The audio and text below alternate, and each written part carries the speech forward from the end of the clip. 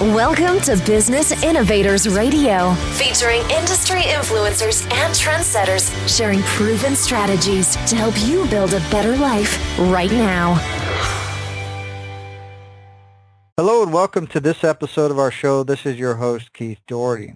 Today our special guest is top real estate agent Bob Steiner of Sotheby's International Realty based out of East Hampton, New York. A native New Yorker, Bob was born in Brooklyn, then moved to Manhattan at the age of 13, where he spent the next 20 years living and breathing city life.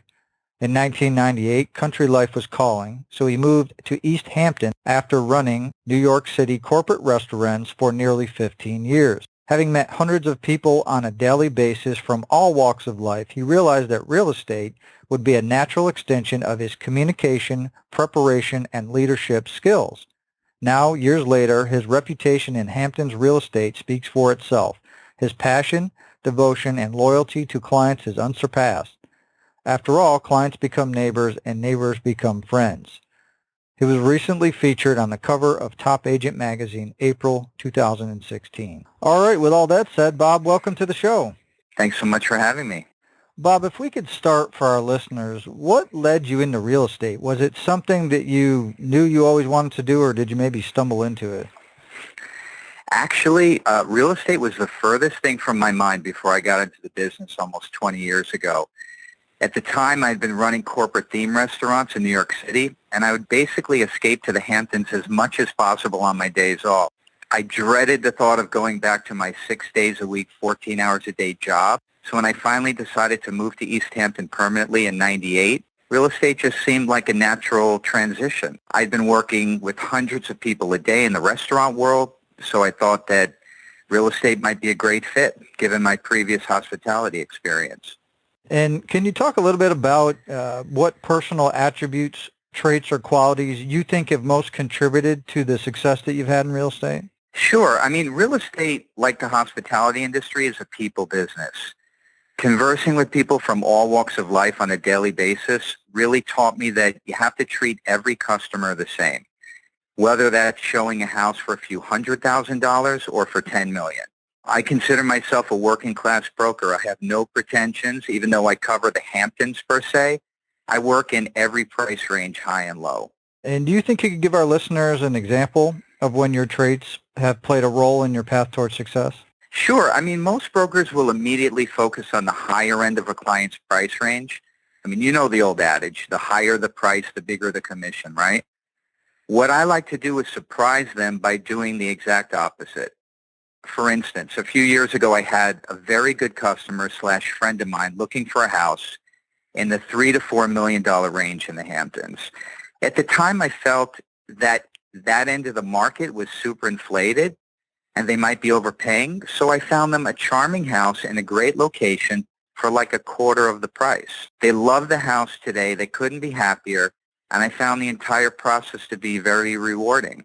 And I think that kind of is a great point to make there, is you didn't, like you said, you didn't focus on the commission or the money. You really, you looked at what they really wanted, and then you looked at the market and realized that, you know, the high-end stuff didn't quite fit that, and yet you found them, so you saved the money, you put them in what they wanted, and everybody was happy at the end of the day. So I think that's really great that you listened and did that for them.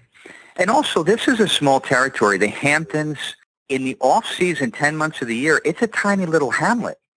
There are like 2,700 people living here year-round. We all know each other. So these clients become your friends, and the friends become your neighbors, and you want to do the right thing by them. You know, word of mouth travels very quickly, positive or negatively. And especially in this environment, because everybody's taken to social media. As soon as they're not happy with something, they're quick to, you know, back in the day, it might take a little longer for the reputation to get around. But now it's like, oh, they're texting and on Facebook and Snapchat, and then everybody's telling everybody how they're not happy with something. Absolutely. You hear it very quickly. So obviously, as you've built up success and had success, not everything always comes easy to everybody. So can you talk a little bit about some of the major adversities or trials that you had to overcome in order to achieve your goals and have the success that you've had? Sure. Really, the major hurdle I had to come when I got into this business was dealing with the old guard of real estate agents. That is, those agents who thought this kid is new, he's not from around here, he's a city kid, and he'll never make it. When I started in 99, we didn't have listings stored in computer databases. We didn't even have computers. The sale and rental listings were printed on these color-coded cards. Looking back, I think yellow were exclusive listings and white were open listings. Anyway, it was up to every one of us to manually update these cards by hand, then place them back in this ridiculous Rolodex-type file box. So imagine when a customer called in and wanted you to find the perfect home for them. You had to pick up a stack of like 30 or 40 cards and try to remember what those particular houses look like from memory, because there weren't any photos attached to them. So going to open houses back in the day was the single most important thing you could do as an agent. Otherwise, there was no way of conveying to the client what the floor plan was like, where the pool was sited, etc. Man, that could be really frustrating. I didn't realize that, that's how things were. Obviously, technology improves things, but this day and age, you just jump on the computer, 4-bedroom, 2-bath, this kind of garage, this kind of amenities, and boom, there you go. Here's what's available. So I can imagine that was extremely frustrating too. It was tough. It was tough. Not working with pictures, working from memory is, the human mind is pretty powerful, but sometimes not that powerful. Yeah.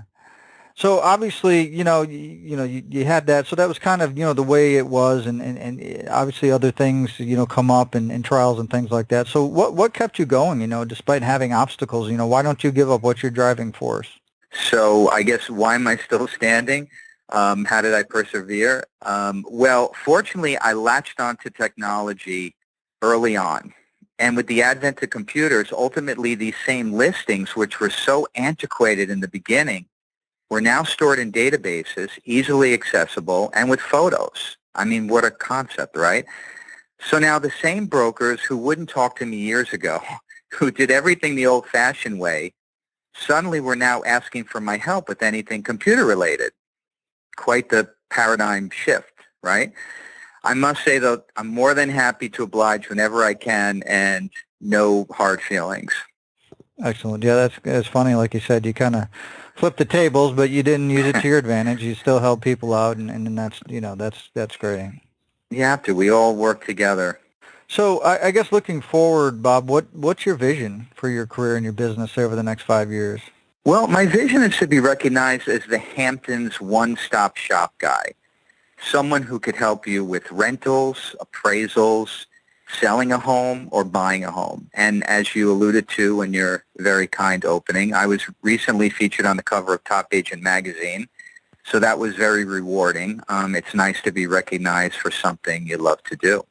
And I guess kind of on top of that, so as you build that up, what do you feel is the best way you market yourself as a real estate professional so you can have continual growth? You've got to, you can market yourself up the wazoo. I mean, you can do print ads, you can have a slick website, but really the best way is still the old-fashioned way, and that is getting out in the community, being involved with your local church or synagogue, the school system, local museums, and charitable organizations.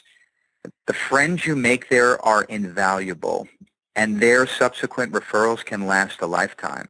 Yeah, absolutely. Like you said, just and with a lot of the other interviews we've had on our show, that's a common theme is just, integrate yourself into the community, be a good person, help other people, and just be around, be, front of mind, whether it's, like you said, helping out with an event, church, local activities, just, being that community person that everybody sees that's always helping out. And, they're going to think of you when they want real estate. Sure, and people are more likely to help want to be with someone they trust, work with them. So, it goes hand in hand. So on top of, I think sometimes when it comes to the general perception of real estate agents, sometimes it's not always looked upon in a proper manner. I think there's a lot of misconceptions when it comes to agents. What do you think the biggest misconception or myth that people have about working with a real estate agent is? I think the biggest misconception about working with a real estate broker is that they will only show you their own personal listings and that prospective clients are not seeing the entire inventory. I mean, this is generally not the case. Now, I will say that in almost 20 years, I have on occasion run into a few brokers who primarily try to sell their own listings first and foremost. But to me, this is a great disservice to the customer. I mean, especially with the internet, people are going to see every available listing online anyway. So you might as well show them everything in their price range, or they'll just end up buying something through another agent. Absolutely. So let's say you get a call from a family member. They're in another state, and they want to sell their home, and they say, hey, let's call Bob. Well, he's been in the business long enough. What advice would you give them about selecting an agent that could best serve their needs, like you talk about taking care of your clients? Now, obviously, we understand that you could do a little research and you could do a potential referral, but from a general advice standpoint, what would you tell them to look for in selecting an agent? Conviction, first and foremost. I mean, I've had this happen to me, so my best advice would be to interview the broker in person at your residence. See how he or she responds to the house and to you, the seller. I strongly believe that you have to sell a house with conviction. Otherwise, a prospective buyer will see right through you. So go with a broker that has a connection to you and to the house. Excellent advice. And Bob, if somebody needs a real estate agent, obviously, especially in the East Hampton, New York area, what's the best way they can find out more about you and how you can help them? Well, you can find out about me in a number of different ways. I mean, on my cell phone, of course, at 917-561-3423, or through Sotheby's International Realty. That's our East Hampton location, and that's 631-324-6000. My extension is 8479 at the office, or on my own personal website, and that's bobsteinerrealestate.com. Excellent. Well, Bob, we obviously want to thank you for taking time out of your schedule to come here and share all of your real estate professional experience with our listeners. And if you want to learn more about Bob, you can obviously visit his site, like you said, bobsteinerrealestate.com. Also below this interview, we'll have a link to his website as well as any other contact information we have so that you can check Bob out and see if you guys would be a good fit to work together. So with all that said, everybody, until our next show, have a great day, and we'll talk to you soon. Thanks for listening to Business Innovators Radio. To hear all episodes featuring leading industry influencers and trendsetters, visit us online at businessinnovatorsradio.com today.